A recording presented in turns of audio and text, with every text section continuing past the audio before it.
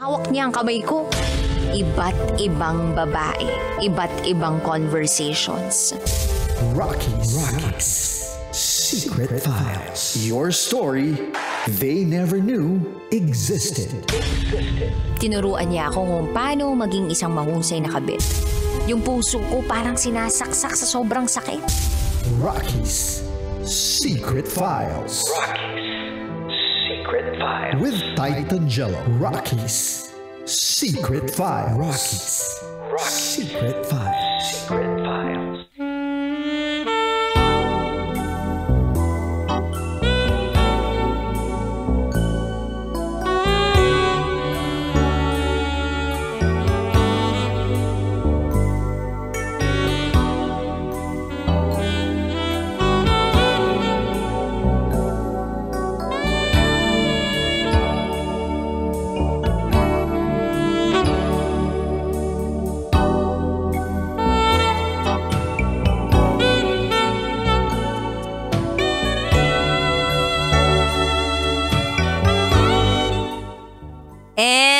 We're back. Kasama niyo pa rin si DJ Rocky Terra. DJ Titan Jello. And this is SPG as in Super Backgammon Secret File. Ng ating kabisyo na si Gracia na akala niya ay may grasya na talaga ng tuluyan sa bullet train na kanyang sinasakyan. Pero disgrasya ang nangyari gawa ng tumunog ang alarm niya sa bullet train at yung tunog na yon ay hindi basta-basta tunog kundi tunog na may ungol na may kasamang vibration. Yun pala ay ang kanyang alarm clock. Medyo nakaramdam siya ng kahihiyan dahil narinig ng mga ibang pasahero sa bullet train ang kanyang alarm clock. At ang response sa kanya nung mismong lalaking pogi na siya'y nabighani. Na siya'y nabighani. It's okay, no one else will know. Parang it's a secret between the both of them pa, no? So, ngayon, Titan Jello, pakinggan na natin yung mga kabisyo muna natin na nagbigay ng kanilang mga komento, mensahe tungkol sa ating SPG Secret File Center. So, eto sabi ni Darwin. Nako, Gracia, nakakadisgrasya yung nangyari sa'yo sa tren. Alam mo, yung ungol ng pagiging mael, yung ringtone ng cellphone mo, kung Pinoy yan, nako, sangkaterbang lait ang ibabato sa'yo. Or baka na-post ka na sa social media. Buti na lang foreigner yung nakaintindi sa'yo. Next time kasi i-silent mode mo yung cellphone mo para walang makarinig. Happy weekend DJ Rocky and Boss Titan Jello. Lots of love sa inyong programa. Sa bagay, naisip ko din yun na kapag dito ka sa Pilipinas, panigurado, nasa TikTok ka na. Totoo yan. Buti na lang nandun siya sa ibang bansa nagwa-work. O ito pa sabi ni Gab. TGIF sa inyo, DJ Rocky and DJ Jello. Sobrang tawang-tawa po ako ngayon. Ang ganda na ng view sana ni ate girl sa train. Tapos biglang parang naging back to reality dahil sa alarm. At least nakakita na lang siya ng pogi. Ako po, bilang hindi manloloko na lalaki. Hindi ikaw na. Talagang no? Hindi, dude. Ikaw yung nagsilbing role model nila kanina. Sabi niya, hindi naman po ako mato-turn off doon. Baka tumawa na lang din po ako, to be honest. Di ba? Walang halong panghuhusga. Walang halong panghuhusga, ganun kami. Na mga mababait. Yun. Eto pa sabi ni Brian Mariano. Ang masasabi ko lang sa SPG ngayon kay Gracia, disgrasya talaga yung alarm mo. Alarming yan kasi nakaka-L. Bakit naman ganyan yung alarm mo? Ang daming pwedeng pagpilian na sound para sa alarm clock. Palitan mo na lang kasi awkward yan. O kung gusto mong ma-experience yung ganyan talaga sa bullet train, hiningi mo na lang sana yung contact number nun para may bembangan.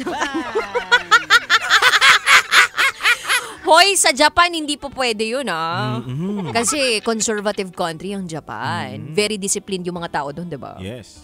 Pero siguro sa ibang bansa, yung medyo European yung country, diba? Medyo mas liberated doon. Mas madali Oh. I like you. You like me. Let's do it. Hindi, alam mo, meron pang ako nakita. Alam mo, ano lang to nakita ko lang to sa social media. Parang yung biyahe, nasa tren. Tapos, meron yung parang may sleep, may mga, parang naka-double deck, parang ganun yung peg nila. Anong tawag sa ganun? Basta basta meron silang pangtulog. Okay. Parang may higaan sila for mga natutulog. So, madalas hindi mo naman alam kung sino makakasama mo dun sa deck na yun, 'di ba? So, yung taas available, minsan yung baba, yun yung available. Tapos minsan mapupunta ka sa baba, tapos yung isa naman mapupunta sa taas, pero hindi kayo magkakilala. So, meron ako nakita sa social media na video na parang nagkakilala lang sila doon sa mismong bullet train na yun. Tapos nagtabi na sila mismo doon sa isang higaan lang. Oo. Sleeper train ang tawag. Yun, sleeper train. Ang yaman talaga nito ni Boy P. Ang galing. Oo, buti. Naranasan mo na ba yun? Ba't alam mo yun?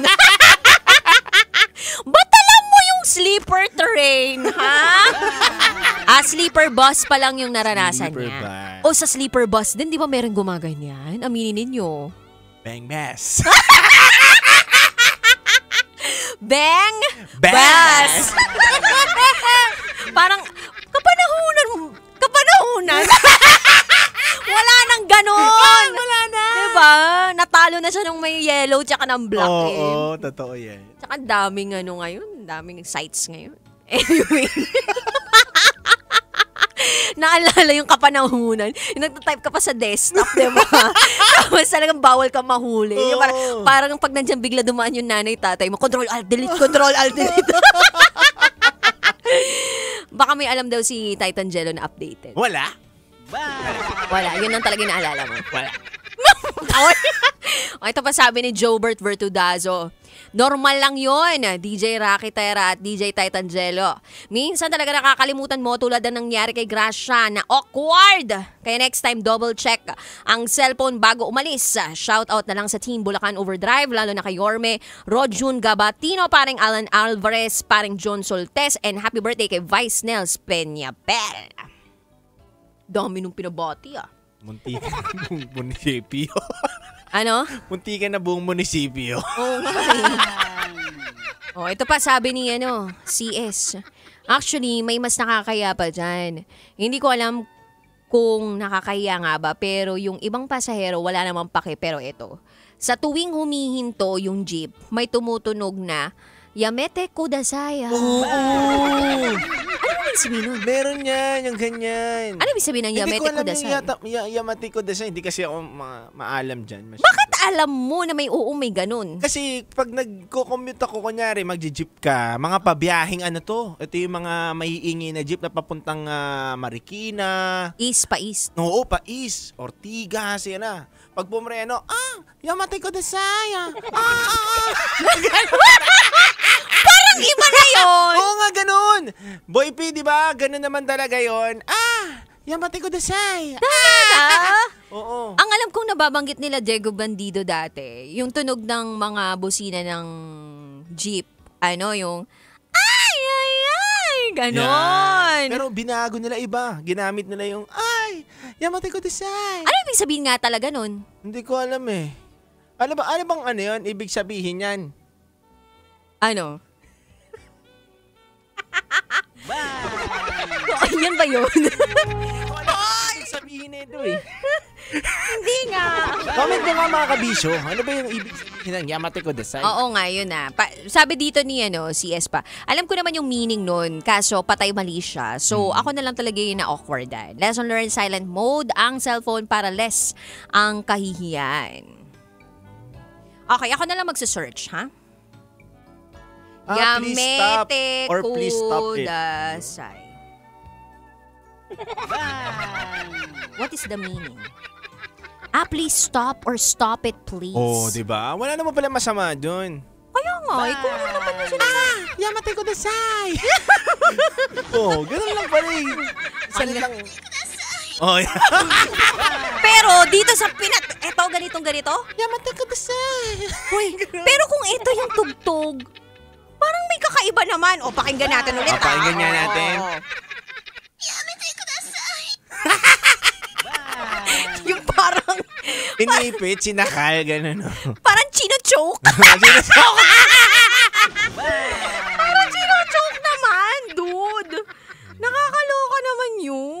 Mete ko dasay. Talaga kayo. Oo nga, ang dami niyong niyong alam. alam. Di, tsaka, alam mo, narealize ko nga dun sa mga tugtog na ginagamit ngayon ng mga drivers pag nasa jeep, ganyan. Ano na talaga kumbaga, EDM, nag-EDM na Kung hindi nakatutok sa love radio, minsan naka-EDM. Yung parang may mga beat, diba? Tapos nakabutots minsan, budots. Inabutan ko lang kasi yung yay, ananana, butterfly. Talaga? Yun lang? Ganon, magbe-preno. Maraming mga pakulo yung mga mga driver Siguro talagang ibang klase lang din yung creativity nila. Tsaka nababasa rin siguro sa experience, no? Yes, yung mga patok na jeep. Yun, patok na jeep ang tawag. Patok na jeep na ba? Oo, yung mga biyaheng pa-antipolo, yan. Ay! Mga tumutugtog na mga bug. Yung alakas ng bass. Oo. Tapos yung ilaw nila para talaga nasa disco ka. Parang nasa disco ka. Yung parang kitang-kita mo yung color violet, ganyan, color pink, ganon. Parang galit ka. Mama, parang! Ayun, parang kasi hindi ka marinig, diba? Kainta lang ako, dito na mo sa antipolo.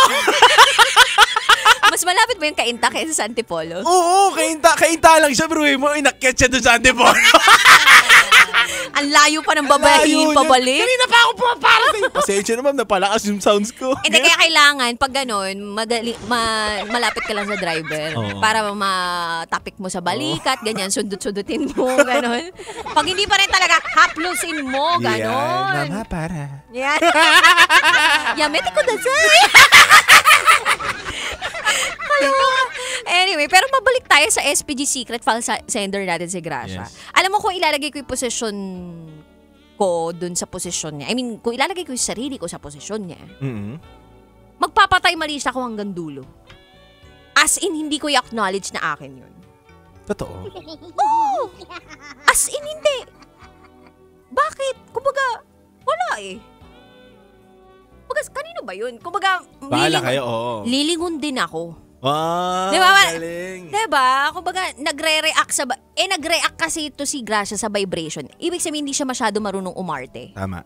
So, dapat magaling ka umarte sa mga ganyan. Yung parang, kalmado ka lang. Oo, you fake it till you make it. Yeah. Magaling naman tayong mameke, girls. Di ba namemeke naman tayo paminsan. So, parang, tuloy-tuloyin mo na dun sa sa parteng yun, diba? Para hindi ka na mapahiya ng todo. Oh, where's that sound coming from? Grabe yun. Ganon. Yun yung ko lang. Yun lang yung aking opinion about it. Tika, ikaw. Para sa akin, kung ako yung nandun sa posisyon niya. Wala, normal akong dudukutin ko. Ay, sa akin pala to. Dudukutin mo, parang iba yung parang iba yung kukuhain ko. Kukuhain ko yung phone ko, papatayin ko talaga yung pamangking ko. Pero lalakas ako talaga yung pamangking ko. Pinaglaruan na naman yung cellphone. Sorry, nasa ibang bansa. Oh my golly, you getting into my nerves, my niece.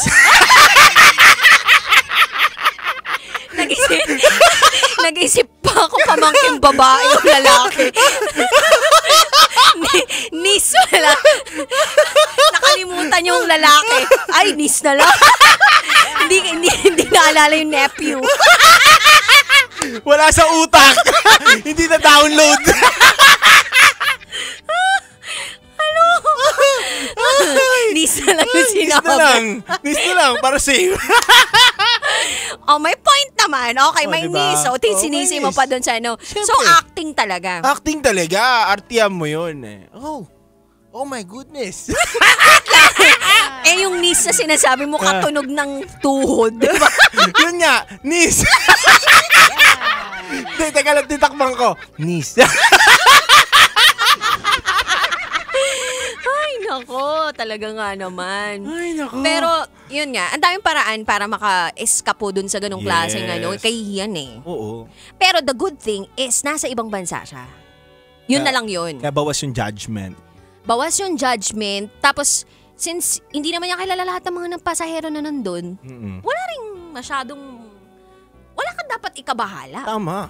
Oo, kumbaga, this is the real me. Gano'n. Saka kung Pinoy ka, ang Pinoy, ang pinaka makapala mukha sa buong mundo. Ipaglaban natin ang tibay ng mga mukha natin, di ba? Ay, oo. Di ba tayo, hindi tayo nahihiya basta-basta, palaban tayo, malakas ang loob natin. Ano ba naman ay, wala. Kaya nga, hello, ang dami nga nakorap, di ba? Ang programang ito ay rated SPG. Diba? Doon pa lang sa sinasabi mo na ang kapal na mukha ng mga Pinoy, ang dami nang kinurakot, diba? Ay, iba naman yun. Hindi, kumbaga kung titingnan mo, doon pa nga lang sa pagkakataong Palaban yun, talaga. Palaban na eh, Oo. diba? Ang galing pang magtapal Proud ng pa. mga kasinungalingan, umarte, Proud pa. diba? Proud pa. Oh, diba? Tapos ngayon, sa kwentong ito, di ba? Hindi ka, yan ba kahihiya mo eh. Simple lang naman na parang, di nga pagkakamali yan eh, kundi Oo. parang, it's just the natural you na parang hindi lang dapat makita ng publiko, parang ganun. At saka alarm mo yun eh. Ano bang masama dun? Oh, ano bang magandang alarm ngayon na pwede mong ilagay sa cellphone mo? Agoy! Agoy! Ganun. Ano alarm mo? Ano lang yung, ano ba yung alarm ko? Parang ring, ring, ring. Ganun lang. Parang makaluma yung Oo, iyo. ganun lang. Ito ba? Oo, ganun lang. Napaka-simple lang ng alarm ko. Tsaka mabilis ako magising. Tanda mo na, no? Maaga ko magising eh. Kasi ganun yun pag matanda na eh. Parang ang aga-aga nagigising. Ito yung mga classic alarm mo. Pakinggan mo, ha? Yan. May mga ganyan ako dati. Eto, hindi na to yung alarm mo. Hindi na. Bago na. Oo. Yung bibig na ng nanay ko, Vince, gumising ka! Nirecord ko eh. Mas mabisa. So, bagay pag nanay yung tumalak mo, talagang magigising kay. Daig pa niyan yung manok, di ba? Oo. Kukuroko! Hindi ka magigising, wala akong kikitain! Ganon. Tapos eto pa. Eto lang ha, madagdag ko lang dyan sa alarm na yan ha. Bago natin ito i-wrap up ha. Nung single pa ako, magkasama kami, nakikitulog sa kwarto ko yung kapatid ko na bunso. Okay. So ngayon, mag-a-alarm siya. Mm-mm. Yung alarm niya, as in matindi, yun. Kung ano yung pinarinig ko na tugtog kanina, yun yung alarm niya. Mm-mm. Okay? Tapos ang pasok niya mga umagang-umaga, 8:00, ganyan. Ako, ang pasok ko normally, mga 1:00 na, ganyan. Hapon. Mm-mm. Eto na. Yung nag-alarm, tumutunog na yung alarm. Yung nag-alarm, nag-set ng alarm na kapatid ko, hindi nagigising. Tapos ako na hindi nag-set ng alarm, ako yung nagigising. So nasira na yung tulog ko. So asar na asar din ako sa mga gano'n. Yun yung bad trip talaga. Oo, Ikaw pa magpapatay. yung parang nakikitulog ka na lang sa kwarto ko, 'di ba? Ay, nako. Anyway, maging lang po tayo, no? Aware, maging considerate, sensitive pagdating sa pagsiset ng alarms natin. Especially if lumalabas tayo, just make sure in public na kayo naka-silent mode just in case, di ba? Na wala naman kayo importanteng tawag na ine-expect. Ganyan. Tsaka, dapat dun tayo sa safe, di ba? Kung kailangan na i-double check yung cellphone bago umaalis ng bahay, double check yan. Totoo yan. Kahit hindi lang din alarm, ingatan nyo rin yung mga pagpindot nyo ng mga video o link habang nasa biyahe kayo. May mga ungol bigla. Oo, yung akala mo, yung tropa mo, di ba? Oo. Seryoso, magpapanood sa'yo ng pelikula. Yung pala, May ungol. gumagano. Kaya ingat-ingat, di ba? Di ba video nila angkol pala? May video ba sila angkol? Anong video yan? Saan yan? Ay, interesado ka. Loko. Anyway, kabisya. BRB kami sa bathroom break, ha? Pero kung meron kang gustong ibahagi na sikreto mo, isend mo lang yan sa raketera@gmail.com. Ay, BRB sa bathroom break. Kasama pa rin si DJ Raketera. DJ Titan Jello. At ikay nakatutok sa 90.7 Love Radio. Kailangan pa bang i-memorize yan? Basic. This is SPG as in Super Back in our Secret 5.